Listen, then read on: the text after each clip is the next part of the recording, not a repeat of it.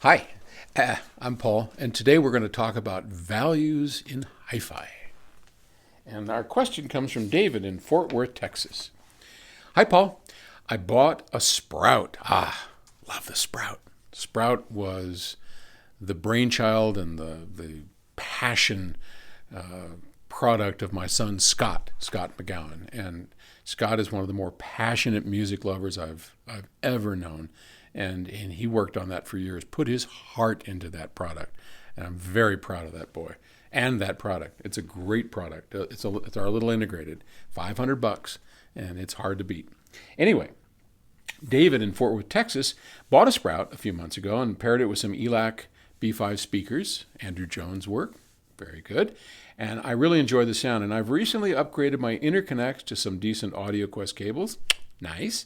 And noticed some improvements that make me want to take things even further. I'm considering upgrading the Sprout power cable to one of your AC5s. At the moment, a $300 power cable seems like a big investment for someone like myself.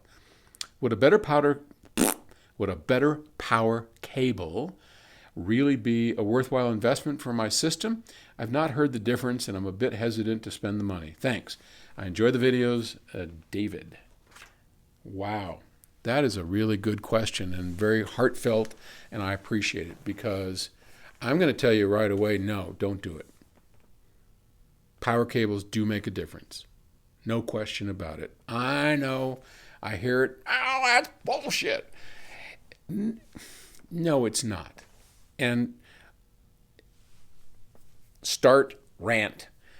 One of the reasons it's not BS, and one of the reasons I think we get so misguided and people get so angry is because in their experience, either A, they've never heard a difference, or B, they've never even tried and it just makes no sense to them. And mostly we get that from engineers and for very good reason. Listen, I was, as an engineering person myself, for years, just don't tell me about power cables making a difference. That's crazy, right? And I learned over time by experimenting, by giving it some deep thought, but mostly experimenting and trying it out. And I realized that, yeah, it really does make a difference. And there are some very good reasons why. And this isn't the format or right now to talk about why those reasons exist, but they do. So that said, if you took a power cord, in all deference to my good friend Bill Lowe, who goes out and demonstrates completely the opposite, but again, I don't know how that happens, and you took a fancy schmancy power cable and you put it onto a low resolving system that, and Sprout and ELAC are not necessarily low resolving, so I'm not saying that, but if you did that, you likely wouldn't hear much of a difference, if any at all. Try that on a big system, on a high resolving system, you're going to have a very different result.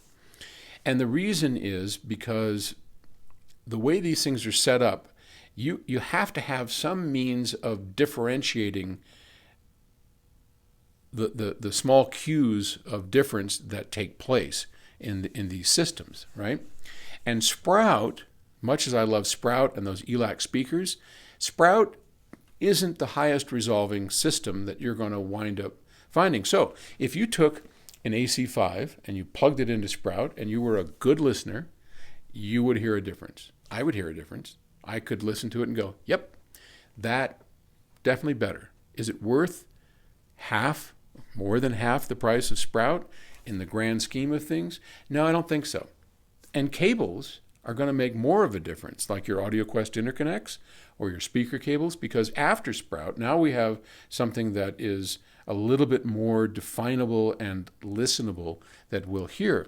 But I don't think the power cable at this level is going to make a difference. I would instead take that same money and upgrade to Stellar. If you want to start getting into this, let's move up a notch. Let's get you into a Stellar.